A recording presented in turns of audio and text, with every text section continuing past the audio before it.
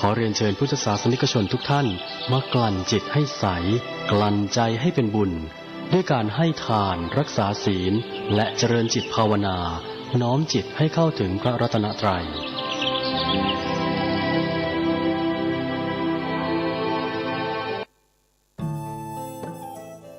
ท่านกำลังติดตามรับฟังสถานีวิทยุกระจายเสียงพระพุทธศาสนาแห่งชาติและสังคมคลื่นเพื่อการศึกษาพระพุทธศาสนาและวัฒนธรรมระบบ FM 104.5 เมกะเฮิรตซ์รายการต่อไปเป็นรายการมรดกธรรมกำเมืองดำเนินรายการโดยพระครูวิสิทธิ์ศรีลาภรณ์ยกมือ10 นิ้วกราบนอบน้อมยังพระติรัตนเกี่ยวเจ้าตั้ง3 ประการอันมีพระพุทธพระธรรมพระสงฆ์อันเป็นสรณะที่เปิ่งที่เคารพนับถืออันสูงสุดในชีวิตกราบคารวะแตบไต้ไวยสาปุญญาปารมีธรรมพระมหาเถรานุเถระเจ้าคณะพระสังฆาธิการภิกษุสงฆ์สามเณรจุตนจุองค์อันหมายมีพระเดชพระคุณหลวงปู่พระเทพโกศลติปรึกษาเจ้าคณะภาค7เจ้าอาวาสวัดศรีโสดาพระอารามหลวงตำบลสุเทพอำเภอเมืองจังหวัดเชียงใหม่พระเดชพระคุณหลวงป่อท่านเจ้าคุณพระเทพปริยัติเจ้าคณะจังหวัดเชียงใหม่เจ้าอาวาสวัดเจดยอดพระอารามหลวงตำบลจ้างเผือกอำเภอเมืองจังหวัดเชียงใหม่เป็นต้นเป็นประธานตลอดจนครูบาสังฆเถระเจ้าภิกษุสงฆ์สามเณรจุตนจุองค์ด้วยความเคารพขอเจริญสุขเจริญปอนญาติโยมศรัทธาสาธุชนติ่นจองห้องวัดจุหนุ่มเท่าใจยิงขอน้อมต้อนรับทุกท่านเข้าสู่รายการมรดกธรรมกำเมืองต่างสถานีวิทยุพระพุทธศาสนาแห่งชาติและสังคมคลื่นเพื่อการศึกษาพระพุทธศาสนาและวัฒนธรรมส่งสัญญาณกระจายเสียงจากวัดฝ่ายหินตำบลสุเทพอำเภอเมืองเชียงใหม่จังหวัดเชียงใหม่ในระบบคลื่นความถี่ FM 104.50 เมกะเฮิรตซ์สถานีวิทยุพระพุทธศาสนาวัดหนองไก่ตำบลสันปะยางอำเภอแม่แตงจังหวัดเชียงใหม่ส่งสัญญาณกระจายเสียงในระบบคลื่นความถี่ FM 99.75 102.0 และ 89.25 เมกะเฮิรตซ์สถานีวิทยุ CM77 วิทยุอินเทอร์เน็ตล้านนาส่งสัญญาณกระจายเสียงในระบบคลื่นความถี่ FM 97.5 และสถานีวิทยุพระพุทธศาสนาจังหวัดเชียงรายส่งสัญญาณกระจายเสียงในระบบคลื่นความถี่ FM 99.50 เมกะเฮิรตซ์ตลอดจนวิทยุชุมชนเสียงตามสายหอกระจายข่าวตามวัดวาอารามตามหมู่บ้านต่างๆที่ครูบาสังฆะท่านเจ้าอาวาสตลอดจนต่างป่อแก่ป่อแคว้นได้เปิดออกลำโพงหอกระจายข่าวเสียงตามสายของวัดวาอารามของบ้านต่างๆเพื่อญาติโยมศรัทธาได้สดับรับฟังกันอยู่ในเวลานี้พร้อมกันนี้เจริญปอนญาติโยมที่ได้ติดตามต่างเฟซบุ๊กเฟซไลฟ์ต่างเว็บไซต์ต่างๆบอกว่าจะเป็นเฟซบุ๊กของวัดวังสิงห์คำเฟซบุ๊กของ104ธรรมะคลายเครียดเฟซบุ๊กวัดฝ่ายหินเฟซบุ๊กของท่านตุเจ้าบ้านนอกทิตะสิโปตลอดจนหลายๆเฟซบุ๊กที่เป็นญาติธรรมในรายการได้ฟังแล้วก็ได้กดแชร์กดไลค์ส่งต่อๆกันไปเพื่อให้ญาติธรรมได้สดับฟังเสียงธรรมะกันอยู่ในเวลานี้แล้วก่อนแล้วแชร์ได้กดแชร์ไลฟ์อาตมภาพพระครูวิสิทธิ์ศรีลาภรณ์เจ้าคณะตำบลป่าแดด เจ้าอาวาสวัดวังสิงห์คำตำบลปะแดดอำเภอเมืองเชียงใหม่จังหวัดเชียงใหม่เป็นผู้ดำเนินรายการก็นำธรรมะสาระปืนบ้านปืนเมืองทำข้าวมาเทศนาฮือท่านทั้งหลายได้รับฟังกันเป็นประจำถึงวันตั้งแต่เวลา6 โมงถึง7 โมงเช้าโดยประมาณยกเว้นพี่น้องที่ฟังสัญญาณจากดอยม่อนจำปีวัดพระแก้วจังหวัดเชียงรายก็ฟังกันเมื่อค่ำยามคืนต้องกราบขอบพระคุณในเมตตาบารมีของท่านผู้อำนวยการทุกสถานีเจ้าหน้าที่ช่างเทคนิคผู้ควบคุมการกระจายเสียงทุกท่านทุกสถานีตัวเองและขอบคุณเจ้าของ Facebook ทุกท่านที่ได้กดแชร์กดไลค์กันปากันวันนี้เป็นวันพระเป็นวันศีลการเวลาวันเวลาล่วงเลยผ่านพ้นโดยความรวดเร็วว่องไวจากวินาทีเป็นนาทีเป็นชั่วโมงเป็นวันเป็นเดือนคลาดเคลื่อนไปโดยบันิ่งบอยู่ได้บรอไผวันเวลาผ่านพ้นบ่ได้รอไผสักคนไม่ใช่ว่ารอคนนั้นรอคนนี้ไม่มีวันคำว่ารอไปของเปิ้นเรื่อยๆเพราะฉะนั้นเฮาท่านทั้งหลายจะต้องโดยตามการเวลาฮือตัน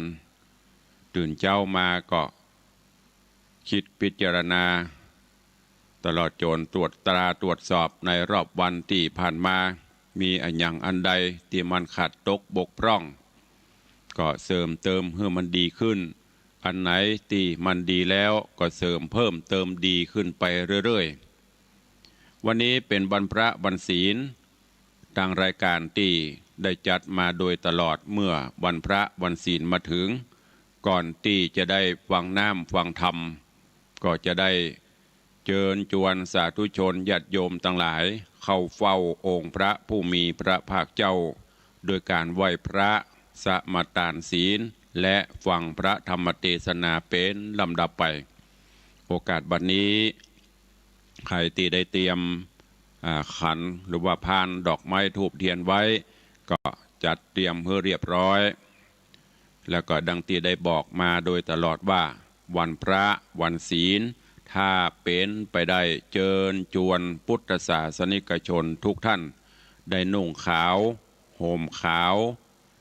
อันเป็นสีของความบริสุทธิ์ผุดผ่องและพอให้เป็นระเบียบเรียบร้อยที่สำคัญก็เป็นการประกาศให้เจ้าโลกได้ฮู้ได้ทราบว่าเราเป็นพุทธศาสนิกชนทุกวันพระ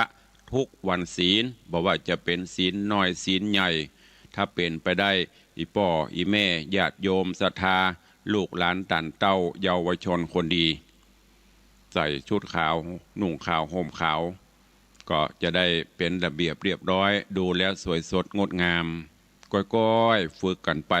เมินไปมันก็จะชินแล้วก็จะทำให้รู้ว่าโอ้เมื่อถึงวันพระวันศีลนี่ประเทศไทยเฮาหรือทั่วโลกที่นับถือพระพุทธศาสนาปากันนุ่งขาวห่มขาวแล้วลองหลับตาจินตนาการว่าภาพนั้นมันจะประทับใจต่อใดอันนี้ตุลุงได้เชิญชวนและรณรงค์มาโดยตลอดเนอะวันพระวันศีลเตรียมขันข้าวตอกดอกไม้ถ้าไปวัดได้ก็ไปวัดไปวาไปใส่ขันข้าวตอกดอกไม้ส่งสาเข้าสาบาตรทำบุญตักบาตรประพฤติวัดปฏิบัติธรรมไปบ่ได้ก็อยู่บ้านอยู่จองนบไหวสาเอาเนอะโอกาสบัดนี้เชิญทุกท่านเข้าเฝ้าพระผู้มีพระภาคเจ้าพร้อมกันณโอกาสบัดนี้อิมินาสการเรนะพุทธังอภิปูชยามะอิมินาสการเรนะธัมมังอภิปูชยามะอิมินาสการเรนะสังฆังอภิปูชยามะอะระหังสัมมาสัมพุทโธภควาพุทธังภวันตังอภิวาเทมิสวากขาโตภควตาธัมโม ธัมมังนะมัสสามิสุปฏิปันโนภะคะวะโตสาวกสังโฆสังฆังนะมามิหันธรรมยังพุทธัสสะภะคะวะโตบุพพาคณมกาลังกะโรมะเสนะโมตัสสะภะคะวะโตอะระหะโตสัมมาสัมพุทธัสสะนะโมตัสสะภะคะวะโตอะระหะโตสัมมาสัมพุทธัสสะนะโมตัสสะภะคะวะโตอะระหะโตสัมมาสัมพุทธัสสะอิติปิโสภะคะวะอะระหังสัมมาสัมพุทโธวิชชาจรณะสัมปันโนสุขโตโลกวิทูอนุตตโรปุริสะธัมมัสสารถิสัทธาเทวมนุษย์สานังพุทโธภควาติสวากขาโตภควตาธัมโมสันทิฏฐิโกอากาลิโกเอหิปัสสิโกโอปนะยิโกปัจจตังเวทิตปโปวินยูหิติสุปฏิปันโนภะคะวะโตสาวกสังโฆอุชุปฏิปันโนภะคะวะโตสาวกสังโฆยายะปฏิปันโนภะคะวะโตสาวกสังโฆสามีจิปฏิปันโนภะคะวะโตสาวกสังโฆยะทิทางจัตตาริปุริสายุคานิอัฏฐาปุริสาปุคคลาเอสะภะคะวะโตสาวกสังโฆอาหุนยโยปาหุนยโยทักขินยโยอัญชลีกาลนิโยอนุตตรังปุญญเขตังโลกัสสาติได้ไหวพระนบธรรมจุ่มอกเย็นใจแล้วตอนนี้ไปตั้งอกตั้งใจสมาทานหับศีลเนอมะยังพันเตติสาลาเนนะสังหาปัญจสีนิยจามาตุติยัมปีมะยังพันเตติสาลาเนนะสังหาปัญจลานิยจามาตติยัมปีมะยังพันเตติสาลาเนนะสังหาศีลานิยจามานะโมตัสสะภะคะวะโตอะระหะโตสัมมาสัมพุทธัสสะนะโมตัสสะภะคะวะโตอะระหะโตสัมมาสัมพุทธัสสะนะโมตัสสะภะคะวะโตอะระหะโตสัมมาสัมพุทธัสสะนะโมตัสสะภะคะวะโตอะระหะโตสัมมาสัมพุทธัสสะนะโมตัสสะภะคะวะโตอะระหะโตสัมมาสัมพุทธัสสะนะโมตัสสะภะคะวะโตอะระหะโตสัมมาสัมพุทธัสสะพุทธังสรณังคัจฉามิพุทธังสรณังคัจฉามิธัมมังสรณังคัจฉามิธัมมังสรณังคัจฉามิสังฆังสรณังคัจฉามิสังฆังสรณังคัจฉามิตุ ตุติยัมปิพุทธังสรณังกัจฉามิทุติยัมปิพุทธังสารนังคัจฉามิตุติยัมปิธัมมังสรณังคัจฉามิทุติยัมปิธัมมังสารนังคัจฉามิตุติยัมปิสังฆังสรณังคัจฉามิทุติยัมปิสังฆังสารนังคัจฉามิตติยัมปิพุทธังสรณังคัจฉามิตติยัมปิพุทธังสารนังคัจฉามิตติยัมปิธัมมังสรณังคัจฉามิตติยัมปิธัมมังสารนังคัจฉามิตติยัมปิสังฆังสรณังคัจฉามิตติยัมปิสังฆังสารนังคัจฉามิปานาติปาตาเวรมณีสิกขาปตังสมาติญามิปานาติปาตาเวรมณีสิกขาปตังสมาธิยามิอตินนาตานาเวรมณีสิกขาปตังสมาติยามิอตินนาตานาเวรมณีสิกขาปตังสมาธิยามิกาเมสุมิจฉาจาราเว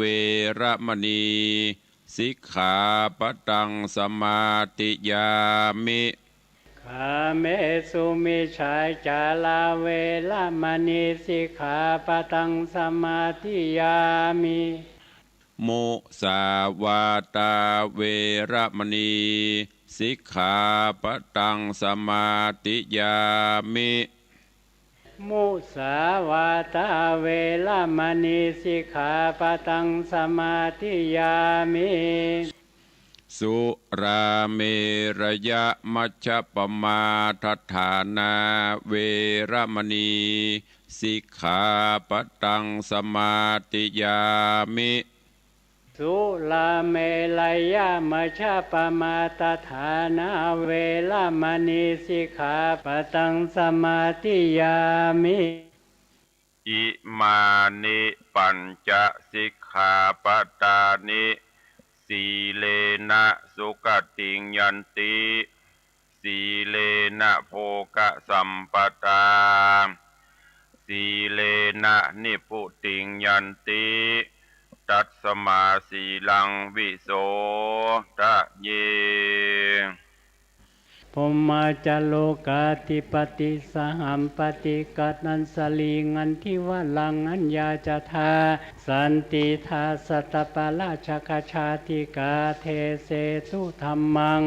อนุกัมปิมังปะชังได้ไหวพระได้สมาทานศีลเป็นที่เรียบร้อยวันนี้ก็มาฟังกันต่อในเรื่องของจำป่าสี่ต้นที่ตุลุงได้นำมาเทศน์ให้ญาติโยมได้รับฟังกันเป็นประจำกูเจ้าก็ได้ฟังกันอีพ่ออีแม่ลูกมาก็เตรียมจะได้ฟังเขาฟังกันถึงวันนี้มันยังพอให้ขาดตอนในตอนที่แล้วพระธรรมเทศนาได้ลำดับการมาถึงองค์อมรินทร์พระอินทร์เจ้าฟ้าได้นำป่าเอาสี่กุมารหรือว่าจุมป่าสี่ต้นที่ได้มาเกิดอยู่กับพ่อฤาษีอันมีเสตกุมารปิตราชกุมารสุวรรณกุมารและนันตกุมารสี่พี่น้องได้ล่องลอยนาวาเรือสะเปาไปตัวองค์อมรินทร์พระอินทร์เจ้าฟ้าที่แถลงเปตมาเป็นป่อพระขาวเพื่อที่จะนำปลาสี่กุมารไปสู่บ้านเมืองไปพบไปปะใส่ป่อใส่แม่โดยเฉพาะแม่ปทุมมาตลอดจนพ่ออุ้ยแม่มอนที่ได้จุบเลี้ยงมา เพื่อที่จะให้ได้คลายเหงาในตอนนี้สะเปาของสี่กุมารดันโดนมาถึงยังเมืองยักษ์ซึ่ง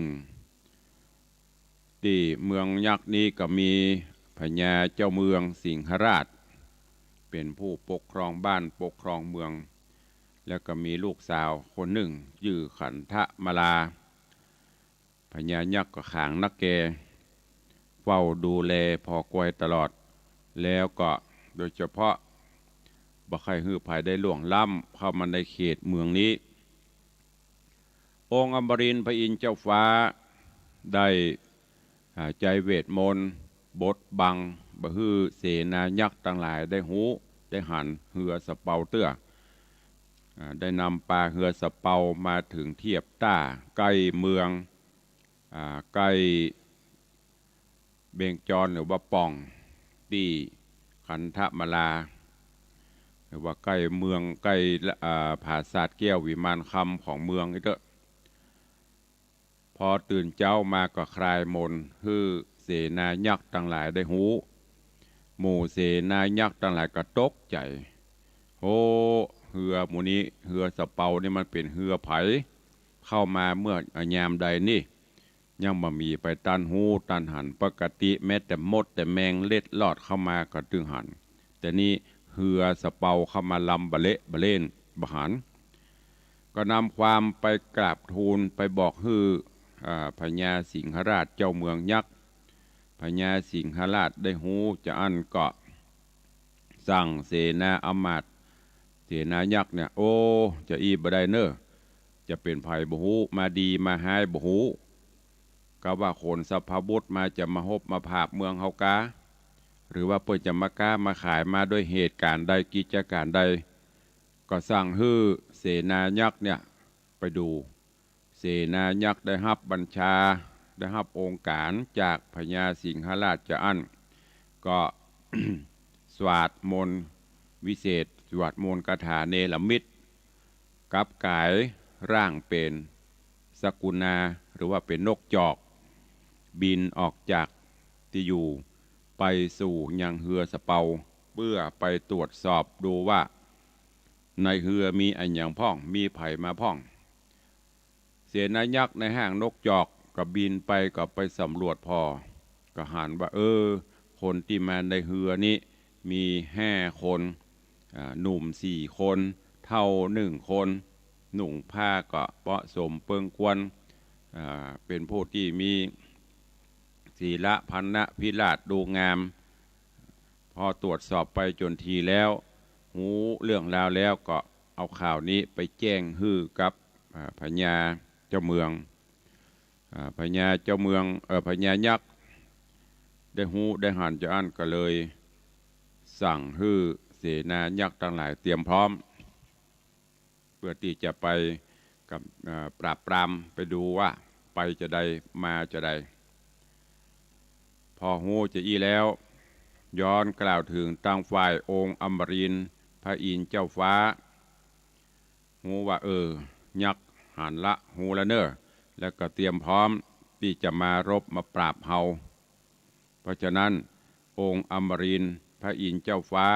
ก็เลยสั่งฮื้อเสตกุมารปีเก้าไปสู้รบไปภาพเอาส่วนตึงหมดนั้นฮื้อรอพอก่อนถ้าบ่ไหวก็ช่วยฮื้อเสตกุมารเป็นผู้ออกหน้ารบภาพกำจัดปราบปรามก่อนเรื่องราวมาถึงที่นี่ในตอนที่แล้วเวลาหมดลงวันนี้ก็มาฟังกันต่อว่าจำป่า4 ต้นจักเป็นจะใดขอเจริญปอนสาธุชนญาติโยมได้ติดตามรับฟังกันในตอนต่อไปณโอกาสบัดนี้นะโมตัสสะภะคะวะโตอะระหะโตสัมมาสัมพุทธัสสะสัทธะโวฟังลาโสตุจันนาสัพปุริสะตังหลาย ตั้งยิงและใจหนุ่มเทาที่ได้ปากันเล่าทาดาฟังยังรัศธรรมเทศนาจำปาสี่ตนลำดับลำโลนมาแถมแล้วเราขอเชิญศรัทธาหนุ่มเทาต่างหลายจูงตั้งใจหมายทอมทาดาฟังต่อไปนานี้แลนะเมื่อนานเสตากุมารนออายจริงตอบถอยจากใครว่าเฮาจักไปสู่ห้องแดนเตต้องปัญจาลนกรเฮามานอนยังจอดหือหิวหอดไม้หายถึงย่ำไงแดดกลาก็จักว่าลาไปของอันใดหลายหลากอันต้านหากนำมาเฮาบ่พาทนาใครใดเอามาใจกับต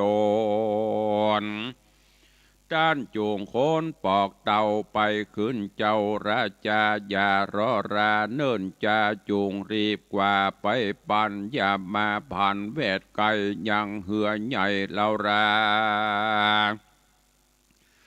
คุณเสนายักษ์ถอยจริงตอบถอยกำไปว่าเป็นสันใดสู่เจ้าพงหนุ่มเท่าเด็กขากำปากจ๋าหาดเฮาบ่อนับเต้าเมืองเฮา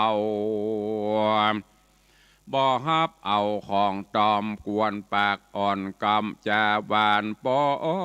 ยจะหันหยาบจากัดเจ้ากันเจ้าฟ้าหอกคำได้ยินกำสู้เก่าเตี้ยงโคดเฮาเหลือลายสู่เตียงตายจูโพบอกข้างอยู่แดนใดเจ้าใส่ใจเศรษฐราชฟังโอกาสไขจาแห่งเสนายักษ์ใหญ่ฮ้อนเอาไม้เหลือลา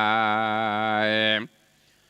ยิ่งพันภายบอดจาถือดาบกราสรีกันใจเสด็จไปที่ไกลกากำคอยักษ์ใหญ่บัดเดียวแล้วรีบเรียวบ่อจะเต้นขึ้นฟ้าไปบนเอาดาบมงคลวัดวาดตัดคอยักษ์ขาดเร็วไวแล้วก็สัดไปบ่อจ้าตกลงต้าดอนทราย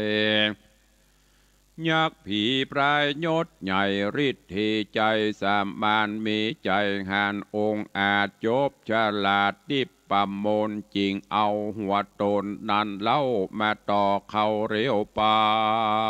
น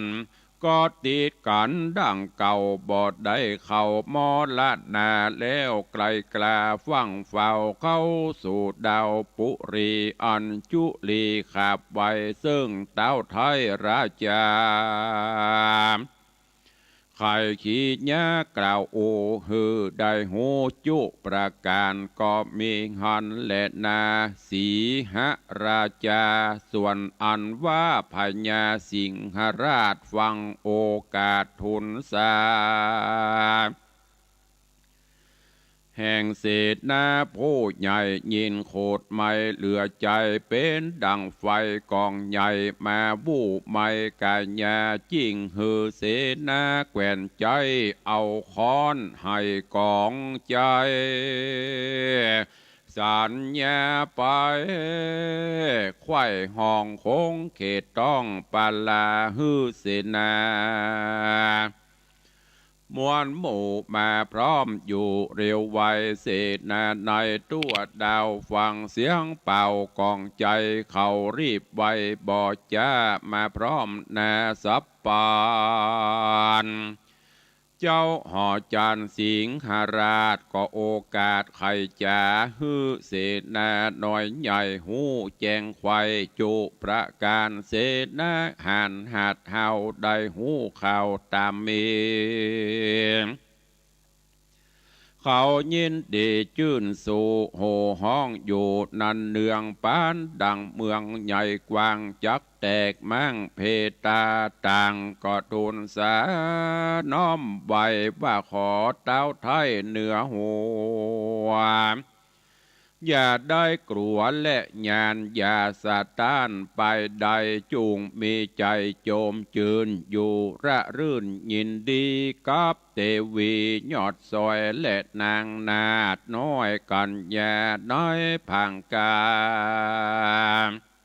ภาษาทอย่าคืดขวาดอนตะรายคาตังลา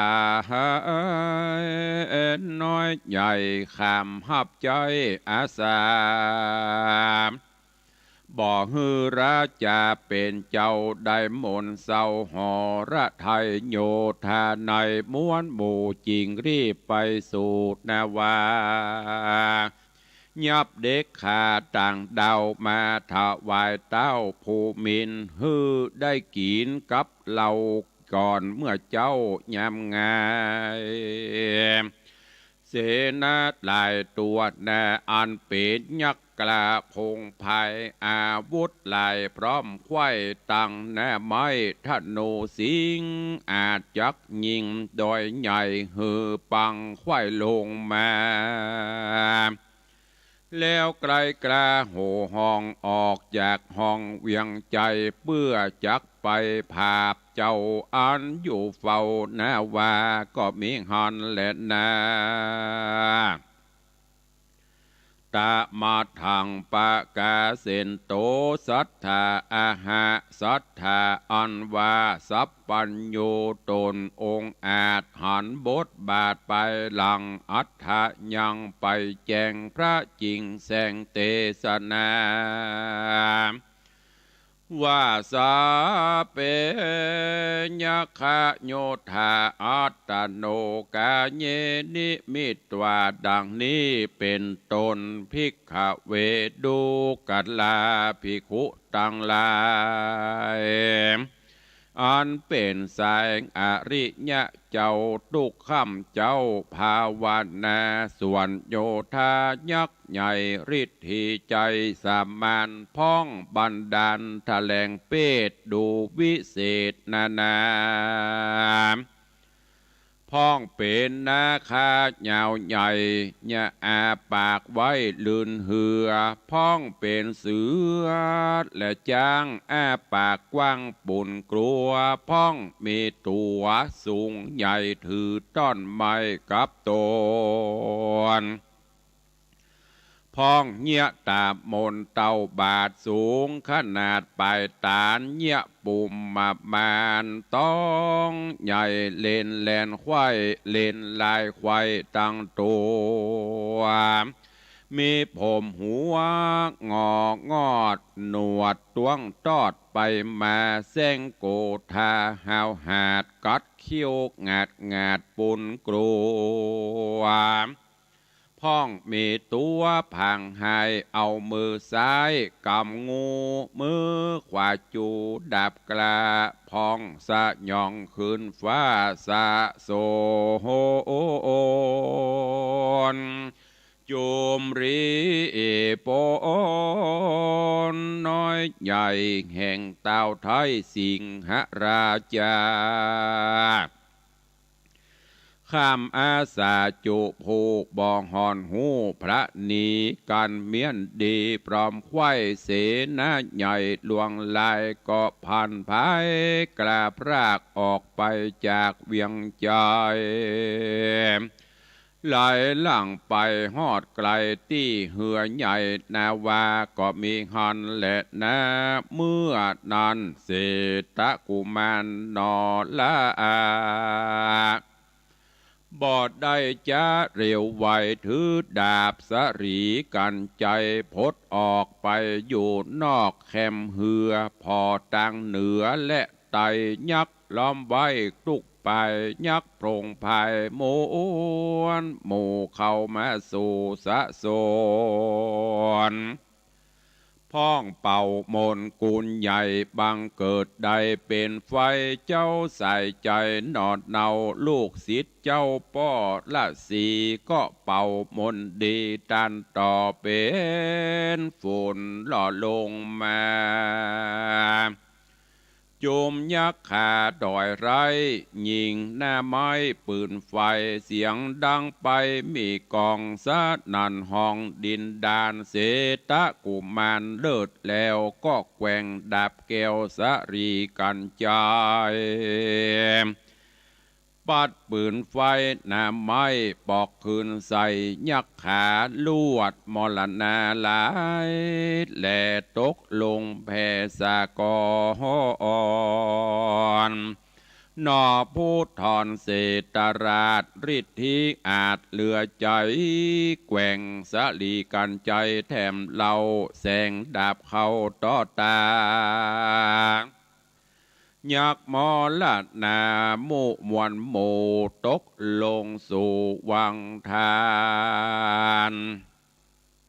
ส่วนคูณหานผู้เท่าอันเป็นเก้ารีบปนก็เป่ามนบอดจาจุมพวกกลาโยธาอันมรณาเสียงไข้ก็ฟื้นได้บาดเดียวแล้วรีบเร็วมวนหมู่เข้ามาสู่สัปปานเขาป้ากันเวทใบ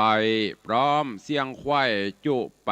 โดนบุญภายยอดซอยแสงกล่าวถอยกำไปว่าเฮามาไกลหิวหอดมายั่งจอดกลางฟองบ่ผิดก็แบบบ้าเอาห้อยรีดเก่าโบราณบ่จะหันเฮาหาดบ่ประมาทดูแควนกำเจ็บแก่นแสบไม่บ่หอนใดไข่จ้าสันได้จ้าสู่เจ้ามีมากเต้าหน้าดำมีใจดำหยาบจ้าจักมาฆ่าเฮาตายการสู่ไม้ไฟหอยหักลูกน้อยเมียตนจูงรีบโหนปอกเต่าคืนที่เก่าเกหาการรอราเนิ่นจ้ากูจักฆ่าสู่ตายฮือว่ำใบมวยมอดบ่ฮือรอดคนใดกันจะใครกล่าวแล้วก็แกว่งดาบแก้วสรีกันใจเส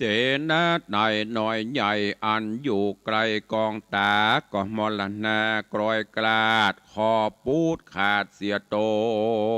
นส่วนลีปนมวลหมู่อันตั้งอยู่แดนไกลแสงดาบใสวาดเขาจะลาบสายตาจักไกลกลาจากตีบ่แจ้งทีหันตาง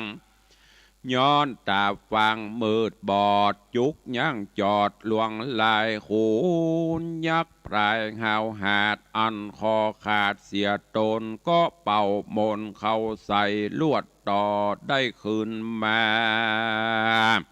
กาซ้ำโกธาหาดหาวหมายบาปดาวบุญมีรบภาพตีหลายเตื้อลบล้างเรือเมินนานก็มีห่อนแลนาตาสีหราชายักษ์โหดในกาละนั่นใส่พญายักษ์ใหญ่สิงหราชาหันเสนาไหลแหล่เต้าล้มแผ่เมื่อมอนเต้าผูทรยักษราชโคดห้าวหาดปั่นไฟรีบเร็วไวบ่จะย่อออกก่อนนารีโปนแล้วเป่ามนเข้าใส่บังเกิดใดเป็นฝนลุกลามไปเอา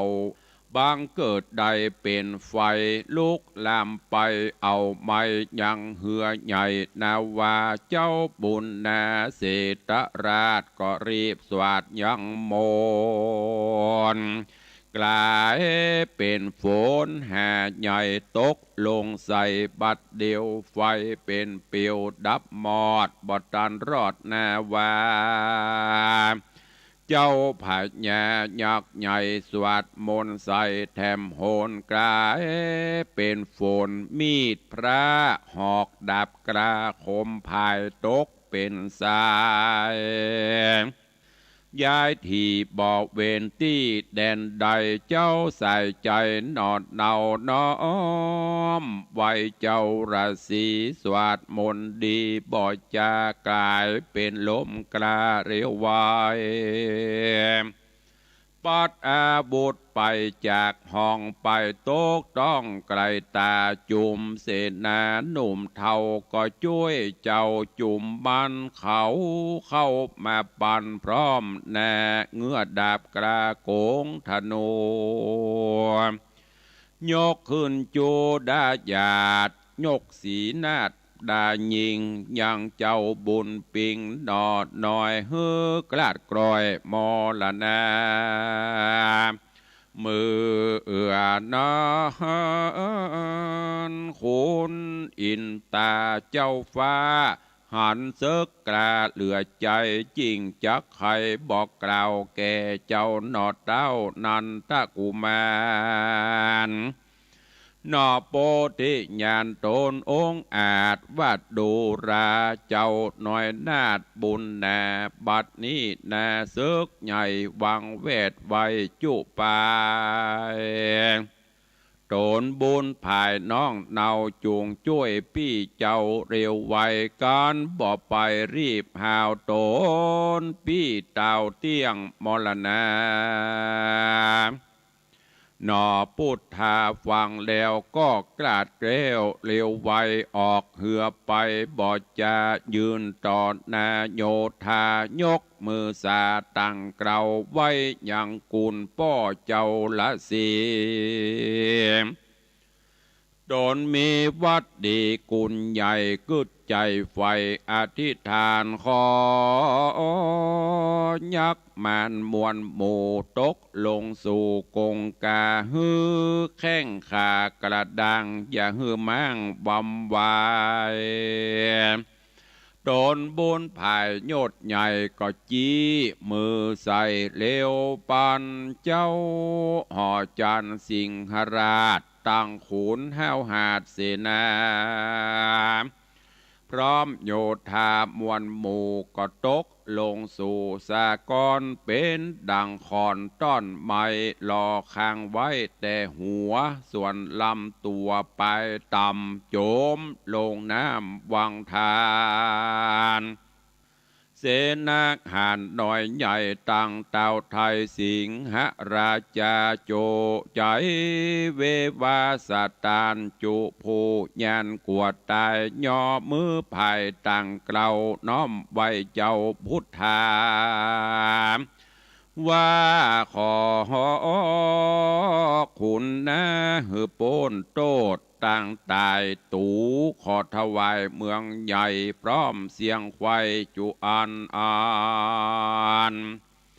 แด่เจ้าจอมขวัญบุญกว้างได้สืบสร้างแตนไปหน่อจอมไต้นันตราชฟังโอกาสกำจาแห่งยักษ์ขามวลหมู่ก็ขวาดหูในใจว่ายักษ์จังไรน้อยใหญ่อ่อนน้อมไข่จุโคน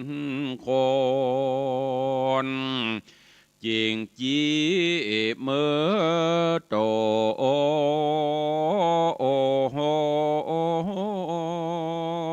นับบ่อ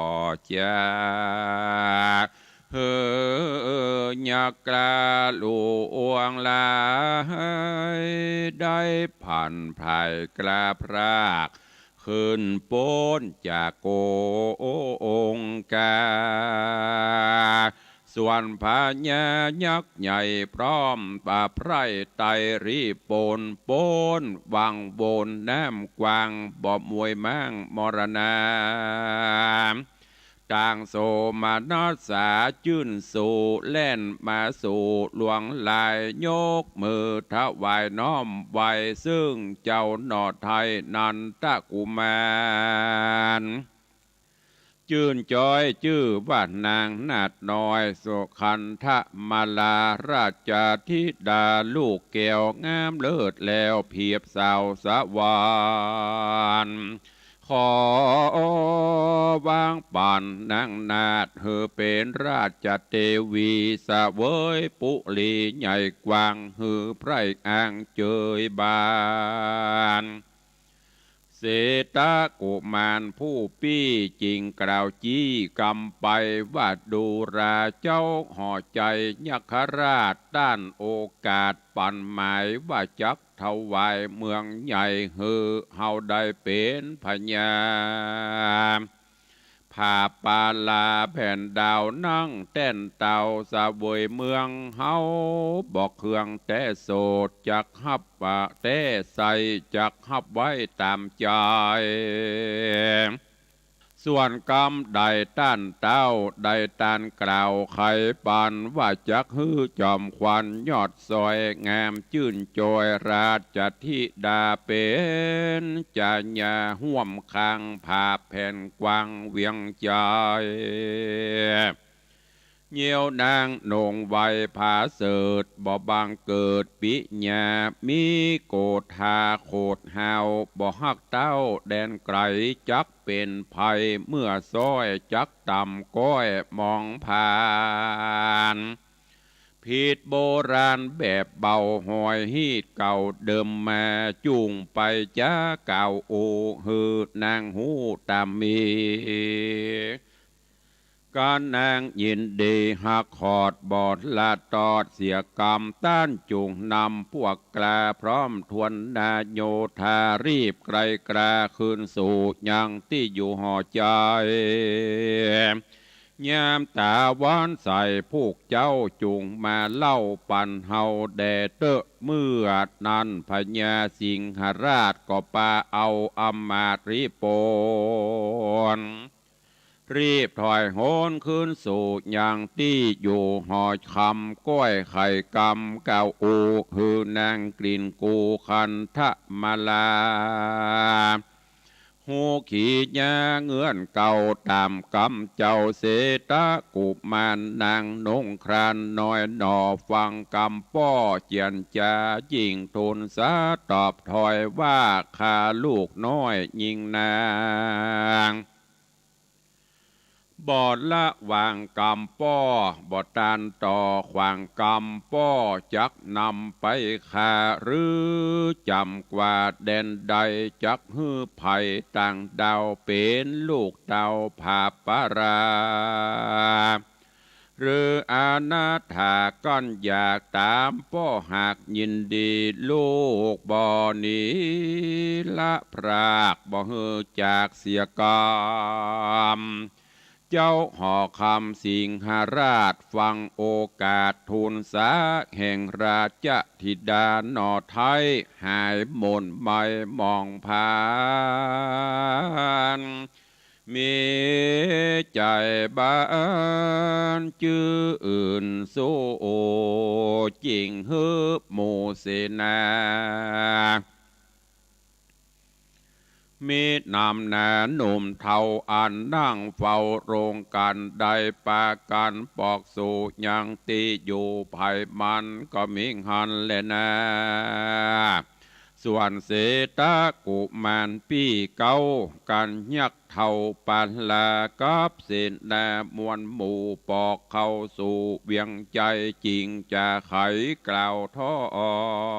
ยเกเจ้าหนอดน้อยนันทกุมารหนอโปธิญาณบุญใหญ่ว่ากันน้องไทยใส่ใจบ่มาไว้อยู่ไกลช่วยปี้ไว้เร็วปานยากตีเอียงฝันละอาบสาเฮือปีความดามรณาโตกงกาแม่กวางจีวิตมั่งดับขันบ่หอนตันไปหอดเวียงเกี่ยวยอดปัญจลนากรนอผู้ทอนน้องลาจริงตอบตากำไปว่าเมื่อมีภัยเดือดไม่เกิดแก่ปี้ไทยสายตาหรือตุกมาถูกต้องจุ้มปี้น้องยิงใจ ย่อมคงควายจุ้ยกำหือหลวงล้ำเครื่องกายามไพ่มาถูกต้องยังหมู่น้องหญิงใจตุกหลวงหลายเดือดไม่จุมปี้ไทยใจยิงยอมขันนิ่งใจสอดบลาตอดดูได้ยอมคงควายกึดส่องตามตั้งปองไผ่มันแล้วช่วยกันนำพรากหือโป้นจากไผ่ยาเป็นธรรมดาแต่ไทยต้านสอนไว้เมื่อนานนอโปธิญาณกล่าวแล้วก็ป่าปี้แก้วจอมควาน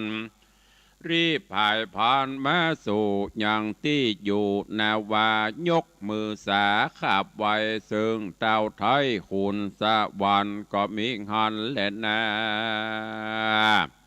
ปุณณติวะเสกันวันลุนรุ่งเจ้าพญายักษ์เจ้าปาลาก็ฮือเสนาแกวนใจเอาค้อนให้กองใจ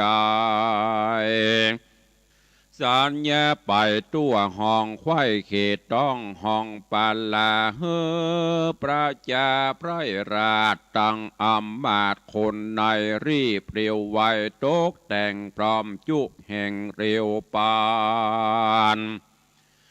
แต่หอจันเจ้าฟ้าไปหอดตากงกาเฮองามตาสะอาดพาปูละอาจดูงามกล้วยอ้อยจำเป็นถอยตุงใหญ่น้อยเป็นสายการเสนาหลายหน่อยใหญ่แต่งพร้อมไข่ตามกรรมเจ้าหอคำสิงหราชก็นำนางนาฏกันทมาลาไข่ห้องโรงกันแล้วปากันอภิเษกอติเรกมงคลยกยังตนปีเก้าคือว่าเจ้าเศรษฐราชเจียงคานลาจากกุมารโยศใหญ่เหือเป็นเต่าไทยสะเวยเมืองยกนางบุญเรืองยอดซอยงามชื่นจอยขันทะมาลากันทะมาลาฮือเป็นจาญาแนบคางแห่งเจ้าจ้างบุญมีก็มีหันและนาเกัมปันดารติงยังมีในคืนนึ่งใส่โตนต้านไทยเศรษฐราชกุมารมีสมปานโยดยาวได้เป็นเต้าผาปุรีกับเตวียอดซอยงามบ่อน้อยเพียบสาวสะวานได้7 วันคบไข่ก็เกิดไข่ขันนิงหายังมันดาแม่เจ้าอันอยู่เมืองเก่าปัญจลนครเจ้าผู้ถอนห้อนไม่โอดบ่ได้เหลือใจจริงจักใครบอกเล่าแก่นางนอดเนาเทวีว่าดูราสายสาลีเฮ้ยน้องพี่นางจุงอยู่นี่สะบวยเมืองกับสองบนเรืองพ่อแม่เป็นเจ้าแก่พระยาปีขอลาจากน้องไปสู่ห้องแดนไกลถึงเวียงใจคงเขตแดนประเทศปัญจลนครย้อนแอบวอนเกิดหอดยังนางยอดมันดาปี้พรากมาจากแม่เหมือนนักแก่หลายปีก่อนปะสายสะลีแม่ไทยสมใจไฟขะนิ่งในปี้จักไว้ปอกเต้ามาหาเจ้าสายตา จงโอดสาอยู่นี่ตามกำปี้จะใครปี้จักไปผูกเจ้าขอน้องเนาจอมควันจุงวางปาน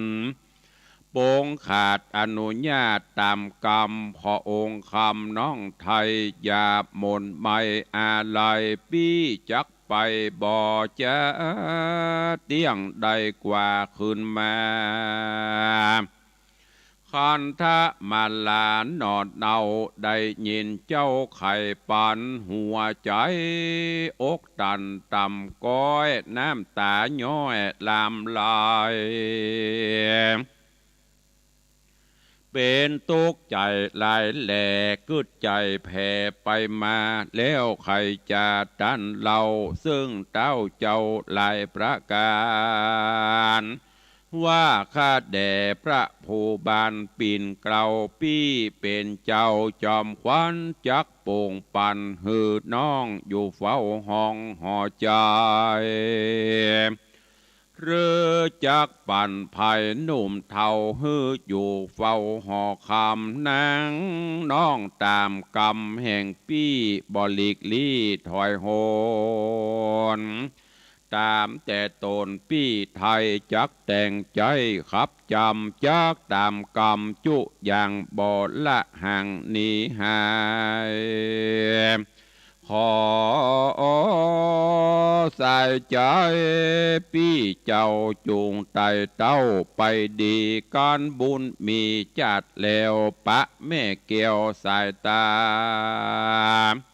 จูงรีบมาอย่าจ้าฮื้อน้องหันนาเรียวปันสรีสุพันหน่อยนาดกับเศรษฐราชภูบาลต่างไข่ขันตอบถอยมีบอดหน่อยหลายประการก็มีหอนแลนาตัดสาวิภาตาญะรัตติญากันคืนนอนแจงรุงอาทิตย์ปุ้งเรื่องไรเจ้าห่อใจเศรษฐราชก็ยัวริญาติไกลกลาไปใครจะบอกเราอันยังเรื่องเก่าอาการฮือขุนมานหยดใหญ่ป้อนางนอไทยเตวีหูตามมีทวนทีบ่มีที่สงสัยเจ้าห่อใจผู้เฒ่าฟังเคยเล่าขี้แย่ก็พิจารณาคืนล่องหันแจ้งส่องตามธรรมจริงไขกำโป่งขาดอนุญาตไปกรรมดีว่าดูแลเจ้าบุญมีลูกป้อกันเจ้าน้อยหน่อสายเมืองมีกรรมเครื่องบ่อเศร้าใครหานแม่แก้วมันดาอันไกลกระละพรากหนีละจากมานานในสถานแห่งห้องประเทศต้องปัญจลาหน้ากรป้อบอลอนแฮมใดจูงตามใจไฟฟ้าไฟวังกันปะยังแม่เจ้าหายโศกเศร้าเครื่องขี่มองสมใจปองเมียนแล้วขอลูกแก้วภายพันรีบมาปันอย่าจะเป็นเจ้าฟ้าดังอ่อนฮือเจ้านกรไพร่น้อยได้ชื่นจ้อยเจยบานฮือนางนงครานนอดเนาหายมนเศร้าขี่โขมขอเจ้าอุดมยศใหญ่สมใจไฟจุประการอย่ามีมารอุบาทมาต้องปาดกัญญาด้อย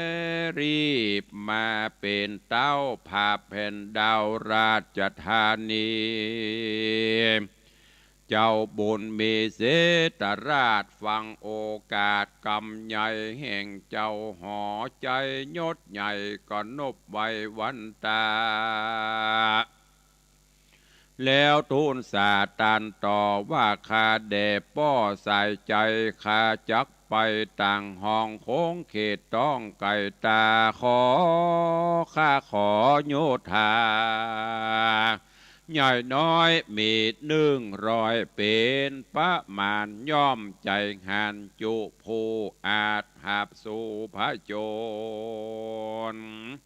ไปตามต้นลูกเต่าตราบต่อเต่าปัญจละนกรยักษ์ภูทรสิงหราชก็อนุญาตตามกรรมเจ้าองค์คำยศใหญ่ก็น้อมไว้ทูลสาแล้วไกลกลาลาพรากลงมาจากหอใจรีบเร็วไวฟังเฝ้าห้องเอิ้นเป่าโยธาเฮอรีบมาพร้อมนาจะได้จะเร็วปานสั่งรอมกันบอดหน่อยได้100เป็นตราแต่งนาวาเหือใหญ่เหือเมียนควายเร็วปานเพื่อภายผันลอยล่องไปสู่ต้องห้องแดนไกลเสนาในอาจกล้าฟังเจ้าฟ้าไข่ปานเขาปากันแต่งห่างพร้อมจุอย่างบัดเดียวก็มีหันเล็ดนาก้อนกาละกวนมาหอดตุเต้าโตนยอดเสตะกุมารก็นำเอาโยทักหันมวลหมู่รีบลงสู่นาวาฝ่ายไปหาเหือใหญ่แห่งเตปะไทยคุณสวรรค์แล้วไข่ป้อนบอกกล่าวเฮอหูข่าวขี่แย่คุณอินตาบุญใหญ่หูแจงไข่สัปการก็นำสี่กุมารพี่น้องออกลอยล่องหวังใสลอยลองไปจะอาจจะไอส่วนเหือใหญ่นาวาแห่งยักษ์ขาอาจกลาก็ล่องลอยกว่าจอมกันได้3 วันบ่เศษจริงไปรอดเขตเวียงใจแย่แห่งยักษ์ตาใสหาดหาวชื่อว่าเต้าโกติญราชยักษ์ขาคุณอินตาธิราชก็เหือใหญ่เจียงคานตังเหือยักษ์หันมวลโมย่างจอดอยู่กลางฟองก็มีหันเล่นนาเนธิตังขีญาสังวันนาวิเศษจาห้องเหตุธรรมเทศนาจำปาสีตนตอนที่18ก็บังโกมสมเลสเดชญาติโยมสาธุชนทั้งหลายได้ติดตามรับฟังพระธรรมเทศนาจุมปาหรือว่าจำปาสี่ต้นจบกันไปแห่มต่อหนึ่งซึ่งในตอนนี้ต่างป่อพญาเจ้าเมืองพญายักษ์สิงหราชแล้วก็ต่างโพธิสัตว์เจ้าเสตะกุมารหลังจากที่องค์อมรินทร์พระอินทร์เจ้าฟ้าได้ฮื้อเสตะกุมารไปหบไปผาบกับยักษ์แล้วโดยมีนันตะกุมารน้องล่าไปช่วยจนการรบผาบจบลงด้วยดีพญายักษ์ก็ยกลูกสาวฮื้อกับเสตะกุมารพร้อมปากันเจิญฮื้อเสตะกุมารเจิญฮื้อไปเป็นเจ้าเมืององค์อมรินทร์พระอินทร์เจ้าฟ้าเปิ้นก็เลยฮื้อเปลี่ยนไปตามลำดับเมืองแรกนี้ฮื้ออ้ายเก้าก็คือเสตะกุมารไปเป็นเจ้าเมืองเหก่อนหลังจากที่ตกลงกันเรียบร้อยยกเสตะกุมารฮื้อพญายักษ์ก็เอาเหือเอาหยำมาฮับเข้าไปเอาเสนาอำมาตย์ฮับเข้าสู่บ้านสู่เมืองอยู่ด้วยกันมาพอควรวันนี้คือเติงหาแม่คือวัตถุประสงค์จะไปหาพ่อหาแม่ก็โดยขอล่ำขอลาเมียแล้วก็ลาพ่อพญายักษ์เปิ่นก็อนุญาตโป่งปันตอนนี้ก็ เอาเหือพร้อมกับขอบริวารยักษ์ไปตัวประมาณสัก100ติดตามแล้วก็ปากันออกเหือซึ่งในตอนนี้เหือก็ลอยล่องตามนาวามาจนกระทั่งมาถึงยังแห่งเมืองหนึ่งซึ่งในเมืองนี้ก็จะเปลี่ยนจะได้ญาติโยมศรัทธาเฮาเกาะก้อยติดตามท่าฟังกันไปในตอนต่อไปเนอะตอนนี้กำลังมาถึงยังเมืองของพญาโกติยราชแล้วก็เมืองยักษ์ฮะเมาะอันนี้เป็นเมืองที่2เรื่องราวเป็นจะได้ติดตามท่าฟังกันในตอนต่อไปเนอะวันนี้ก็ขอความสุขสวัสดีอยู่ดีมีสุขเนอะจัตตาโลธรรมาวัฏันติอายุวันโนสุขังพะลัง